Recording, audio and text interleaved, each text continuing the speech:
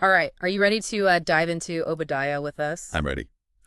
Buckle up, because this tiny book, it's like a powder keg of drama, prophecy, Yeah. and some serious historical payback. Yeah. We're talking ancient grudges, divine justice, and a message that still packs a punch today. It's fascinating, isn't it? Yeah. How relevant these ancient texts can be, you know? Oh, yeah. Obadiah is a perfect example. It's all Very. about the conflict between Edom and Judah. Right. But it really gets to the heart of human nature, pride, jealousy, how we treat each other when the chips are down. That's right. So set the stage for us. Who were these Edomites, and why were they beefing with Judah? I mean, weren't they family? You hit the nail on the head. They were descendants of Jacob and Esau, Okay. twin brothers, but rivals from the womb. Right. That sibling rivalry echoed down through generations, shaping the entire relationship between Edom and Judah. Hmm. See, Edom settled in this incredibly mountainous terrain, almost impenetrable. Oh. That gave them a sense of security, maybe even superiority, Yeah. compared to Judah. So their geography kind of bred that untouchable attitude, huh? Exactly. And you can see that reflected in the vivid imagery Obadiah uses. Oh, okay. He talks about them dwelling in the clefts of the rock, Right. making their nest as high as the eagle, almost as if they thought they could hide from God himself. Wow. But pride comes before a fall, right? Right. Obadiah doesn't pull any punches when it comes to describing their downfall. Not at all. Yeah. He makes it very clear that their perceived impregnability is an illusion. Right. Despite their lofty dwellings, God's judgment will reach them. He compares their destruction to thieves and grape gatherers. Hmm. Even they would leave something behind. But for Edom, Obadiah predicts utter devastation. Wow, that's a chilling image. Yeah. But it sounds like there's more to this than just Edom's arrogance. Hmm. Obadiah seems particularly fired up about how they treated Judah, right? Yes. The core of Obadiah's message is about Edom's betrayal. Okay. When Judah was attacked by the Babylonians, Edom didn't just stand by and watch. Right. They actively participated in the plunder, even cut down refugees trying to escape. Wow. It's a brutal indictment, made even more powerful by the repetition of that phrase, you should not have. Oh, yeah. Yeah, it's almost like each you should not have is another nail in Edom's coffin. Absolutely. And it's not just the actions themselves, it's the motivation behind them. Right. Obadiah paints a picture of deep-seated resentment, Mm. this gloating satisfaction over Judah's misfortune. Right. It speaks volumes about the corrosive nature of long-standing grudges Yeah. and how they can warp our actions. Yeah, it really makes you think, about how we respond when others are struggling. Right. Do we lend a hand? Do we turn away? Or worse, exploit their vulnerability? But this idea of judgment and consequences, that leads us to what I find, most intriguing about this book, Okay. the day of the Lord. What exactly is Obadiah talking about here? That's a great question. And it's a concept that appears throughout prophetic literature. Hmm. It's not just a day in the literal sense, but more of a time of divine reckoning. Yeah. A moment when God steps in to set things right, Hmm. to hold nations accountable for their actions. So it's bigger than just Edom and Judah. It's about like a universal principle of justice, kind of like karma. It's definitely a powerful message Yeah. about the consequences of our actions, Hmm. about the fact that we can't escape accountability, no matter how secure or powerful we might feel. Right. And for Edom, that reckoning is going to be particularly harsh. Hmm. Obadiah describes them experiencing the very same suffering they inflicted on Judah, drinking from that same cup of wrath. It's a vivid image of what goes around comes around. You reap what you sow, as they say. But Obadiah doesn't just dwell on the doom and gloom, does he? No. There's also this message of hope, Yes. of restoration, particularly for Judah. Right. And this is where we see that cyclical nature of history playing out. Obadiah doesn't just prophesy Edom's downfall. He also foretells the return of the Jewish exiles, those scattered to the far corners of the ancient world. Wow. Places like Sepharad and Zarephath will find their way back home. Sepharad and Zarephath. I have to admit, those names sound more like something out of a fantasy novel than a historical account. What do we know about these places? Well, that's part of the mystery, and it's a mystery that's captivated scholars for centuries. Right. There are different theories about the location of Sepharad. Some think it refers to Spain. Others point to Asia Minor, even Greece. It just goes to show how far-flung the Jewish community was, even in ancient times. It really emphasizes that sense of scattering.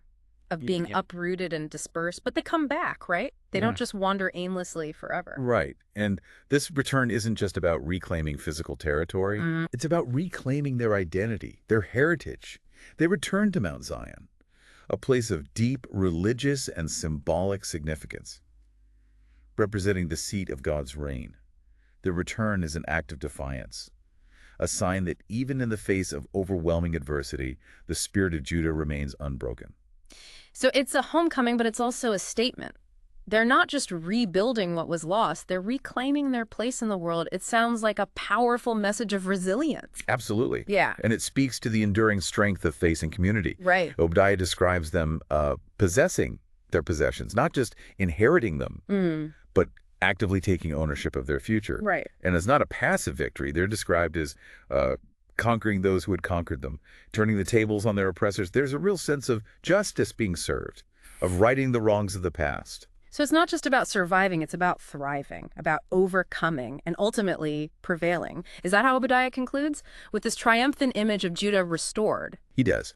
And he uses some incredibly powerful language to do it. He describes the house of Jacob as a fire and the house of Joseph as a flame, devouring their enemies like stubble. It's a vivid image of their enemies being completely consumed, leaving no trace behind. It sounds almost like a cleansing fire, erasing the pain and injustice of the past. Exactly. And then we reach the culminating point of the book, the statement that brings the whole prophecy full circle. And the kingdom shall be the Lord's. Wow, talk about a powerful ending. After all the drama and destruction, it's this affirmation of ultimate hope, of God's sovereignty, and the triumph of good over evil. It's a message that resonates across centuries, wouldn't you say? Yeah. Even today, in a world filled with conflict and injustice, that message of hope, of the ultimate reign of good, continues to inspire. Yeah, it really makes you think about the long game. You know, how even when things seem bleak, there's this possibility for renewal, for justice to prevail.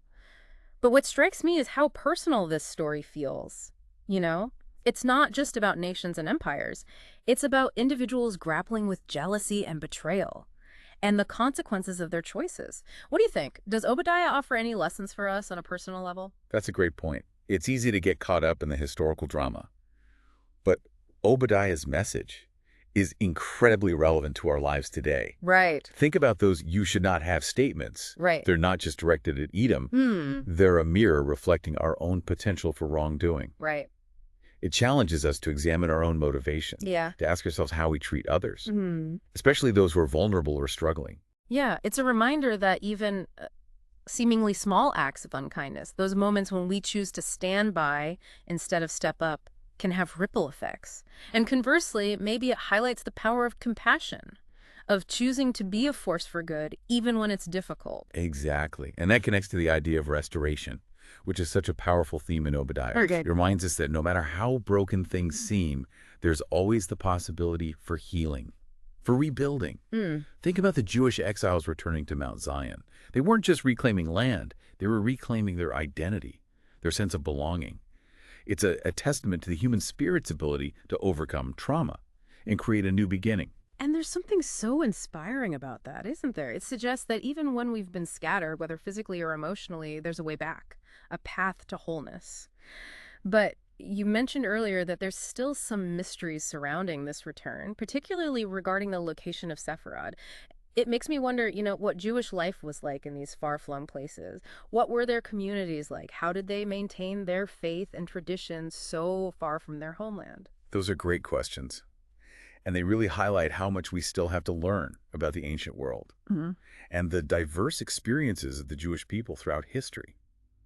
Obadiah offers us a glimpse into this vast, interconnected world, and it invites us to delve deeper, to explore those unanswered questions and uncover the hidden stories that shape our understanding of the past. So in a way, Obadiah isn't just a story from the past. It's an invitation to continue the exploration, to keep digging and discovering. Maybe that's a good place to leave our listeners, with that sense of curiosity and that thirst for knowledge.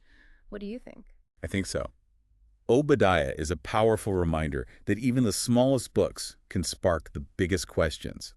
And sometimes those questions are the most rewarding ones to pursue. Absolutely. Well, this has been another deep dive. Thanks for listening, and we'll see you next time.